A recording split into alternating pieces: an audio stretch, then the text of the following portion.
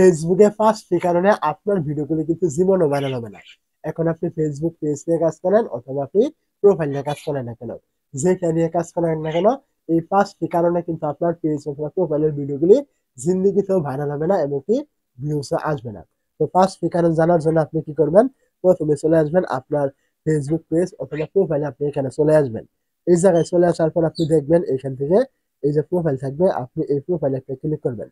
তো প্রোফাইলে আপনি যখনই ক্লিক করবেন এখান থেকে দেখবেন এই যে আপনার ড্যাশবোর্ড নামে একটি অপশন থাকবে, এখানে ক্লিক করবেন। তো যখন আপনি এই জায়গায় ক্লিক করবেন এখান থেকে দেখবেন আপনার পেজ অথবা প্রোফাইল এই নামটা কিন্তু এখানে শো হবে। আপনি এখানে ক্লিক করবেন, তারপর আপনি এখান থেকে দেখবেন পেজ রেকমেন্ডেশন অথবা প্রোফাইল রেকমেন্ডেশন, আপনি এইখানে ক্লিক করবেন। এইখানে আপনি যখনই ক্লিক করবেন এখান থেকে দেখবেন ইউআর এ রেকমেন্ডেশন সাসপেন্ড। যদি আপনি দেখেন আপনার পেজ অথবা প্রোফাইল এইরকম রেকমেন্ডেশন সাসপেন্ড রয়েছে, তাহলে এখানে আপনি ভিডিও আপলোড করলে জীবনও আপনার ভিডিওগুলি ভাইরাল হবে না, ভিউজ রিচ এঙ্গেজমেন্ট কোনো কিছু কিন্তু আসবে না। তো এখন আসি এই যে আপনার রেকমেন্ডেশন রয়েছে, এইটা কি কি কারণে মানে বন্ধ করে দিবে ফেসবুক। এখানে দেখতে পাচ্ছেন ফেসবুক কিন্তু নিজে থেকেই এই যে পাঁচটি বিষয় কিন্তু এখানে উল্লেখ করেছে। এই পাঁচটি ভুল করলে আপনার এই রেকমেন্ডেশন গুলো কিন্তু থাকবে না আপনার পেজ অথবা প্রোফাইলে। তো পাঁচটি আপনার নির্দেশনার ভিতরে এখান থেকে দেখতে পাচ্ছেন প্রথমে বলা হয়েছে admin with history of violation.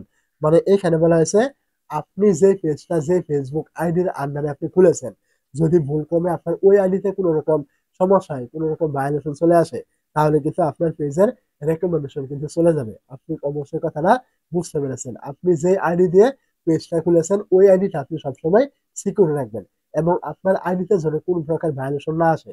যদি ভায়োলেশন আসে তাহলে এই কারণে কিন্তু আপনার ফেসবুক আইডির রেকমেন্ডেশন কিন্তু চলে যাবে। শুধু পেজ নয়, ওইখানেও চলে যাবে, এইখানেও কিন্তু চলে যাবে।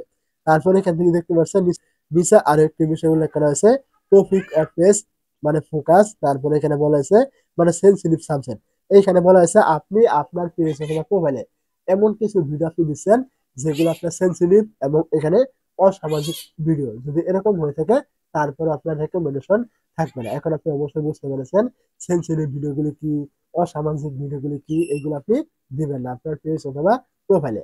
তারপরে এখানে দেখতে পাবেন ৩ নম্বরে আরেকটি বিষয় উল্লেখ করেছে পেজ উইথ হিস্টোরি। মানে এখানে বলা হয়েছে আপনার পেজ অথবা প্রোফাইলে যে আপনার ভায়োলেশন গুলো আসবে ওইগুলো কারণে কিন্তু আপনার পেজ অথবা প্রোফাইলের রেকমেন্ডেশন কিন্তু চলে যাবে। আপনি অবশ্যই খেয়াল রাখবেন যেন আপনার কোনো প্রকারে আপনার পেজ অথবা প্রোফাইলে কোনো প্রকার ভায়োলেশন আপনার না আসে। তারপরে এখানে দেখতে পাচ্ছেন আপনার ৪ নম্বরে একটি বিষয় উল্লেখ করেছে, সেটা হলো কন্টেন্ট ইজ ক্লিকবেট। মানে আপনি আপনার পেজ অথবা প্রোফাইলে যে ভিডিওগুলো দিচ্ছেন এই ভিডিওগুলিতে আপনার কোনো রকম ক্লিকবেট আছে কিনা।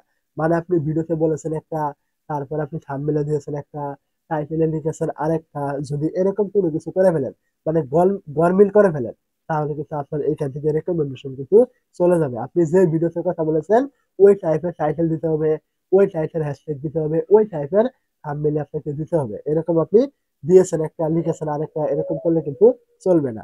তারপরে এখানে দেখতে পাচ্ছেন ৫ নম্বর একটি বিষয় উল্লেখ করেছে, আপনি যদি আপনার পেজ অথবা মোবাইলে কোনো বিজ্ঞাপন মানে দেন, অ্যাড রান করান, ওই অ্যাডের কিন্তু সমস্ত পলিসি মেনে কিন্তু আপনাকে অ্যাড রান করাতে হবে। যদি কোনো পলিসি আপনি ভঙ্গ করেন বা নিয়ম ভঙ্গ করেন, এর কারণে কিন্তু আপনার পেজের রেকমেন্ডেশন অথবা প্রোফাইলের রেকমেন্ডেশন কিন্তু এখান থেকে সাসপেন্ড করে দেওয়া হবে। তো এই যে ৫টি ভুলের কথা বললাম, যদি এই ৫টি ভুলের একটা আপনি করেন তাহলে আপনার এখান থেকে কিন্তু এই পেজ অথবা প্রোফাইল রেকমেন্ডেশন কিন্তু চলে যাবে। এখানে কিন্তু আপনার কাজ করে কোনো রকম লাভই কিন্তু হবে না। অবশ্যই আমার কথাগুলো বুঝতে পেরেছেন। এই ৫টা ভুল থেকে আপনারা সবসময় দূরে থাকবেন।